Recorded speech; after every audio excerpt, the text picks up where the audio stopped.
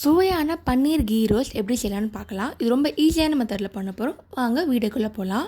இந்த key roast chapati தொட்டு சாப்பிட்லாம், இல்லை ரைஸ் மிக்ஸ் பண்ணி கூட சாப்பிட்லாம். டேஸ்ட் செம்மையாக இருக்கும். நான் மசாலா பொடி அரைக்க போகிறோம். அதுக்கு எல்லாமே ட்ரை ஃப்ரை பண்ணிக்கலாம். ஃபஸ்ட்டு தனியாக எடுத்துக்கோங்க. இந்த மாதிரி ட்ரை பண்ணணும். தனியாக எடுத்து வச்சுக்கோங்க. நெக்ஸ்ட் இதில் வெந்தயம் ஆட் பண்ணுறோம். இதுவும் ட்ரை பண்ணணும். ரொம்ப ரோஸ்ட் பண்ண வேணாம், லைட்டாக கலர் சேஞ்ச் ஆனால் மட்டும் போதும். இந்த மாதிரி போட்டுக்கோங்க. நெக்ஸ்ட்டு பெப்பர் எடுத்திருக்கேன். இது 1 ஸ்பூன் எடுத்திருக்கேன். இந்த மாதிரி பொரிச்சு வரணும். சவுண்டு நல்லா கேட்கும். தனியாக எடுத்து வச்சுக்கோங்க.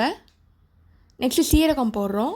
நம்ம தனித்தனியாக ட்ரை பண்ணுறதுக்கு காரணம் பார்த்திங்கன்னா, சில சீக்கிரமாக ட்ரை ஆகும், சில லேட்டாக ட்ரை ஆகும். அதனால தான் தனித்தனியாக பண்ணுறோம்.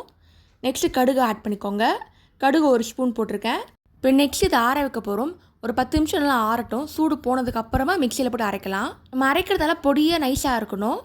இப்போ நெக்ஸ்ட் இதை மிளகாத்தூள் ஆட் பண்ணுறேன். 2 ஸ்பூன் போட்டிருக்கேன். அப்புறம் தயிர் 2 ஸ்பூன் போட்டிருக்கேன். புளியை நல்லா ஊற வச்சு அதுக்கப்புறம் தண்ணி ஆட் பண்ணிக்கோங்க. இப்போ எல்லாத்தையும் போட்டு மிக்சியில் அரைச்சிக்கலாம். 1 ஸ்பூன் வெல்லம் ஆட் பண்ணிக்கிறோம். இந்த மாதிரி திக் பேஸ்ட்டாக இருக்கணும். கீ ரோஸ்ட்டுக்கு மசாலா தயாராகிடுச்சு. இப்போ பன்னீர் எடுத்துக்கலாம். பன்னீர் இந்த மாதிரி க்யூபாக கட் பண்ணிக்கோங்க. குட்டி குட்டி பீஸாக இருக்கணும். கீ ரோஸ்ட் பண்ணுறதுக்கு குட்டி குட்டியாக இருந்தால் தான் டேஸ்ட் செம்மையாக இருக்கும். நெக்ஸ்ட் ஒரு பேன் எடுத்துக்கோங்க. நெய் ஊற்றிக்கோங்க. கீ ரோஸ்ட்னால நெய் நிறையா இருக்கணும், அப்போ தான் டேஸ்ட் நல்லாயிருக்கும். இப்போ பன்னீர் ஆட் பண்ணிக்கோங்க. நல்லா ரோஸ்ட் ஆகணும். அப்போ தான் நெய்யோட ஃப்ளேவர் பன்னீரில் தனியாக இருக்கும்.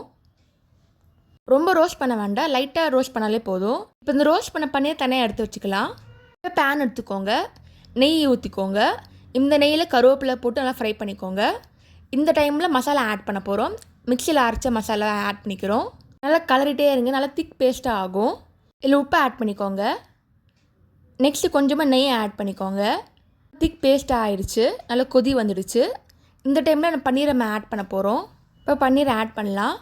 நல்லா டோஸ்ட் பண்ணுங்கள். மசாலா ஃபுல்லாக இறங்கட்டும். லைட்டாக கொத்தமல்லி போட்டு எடுத்துருங்க.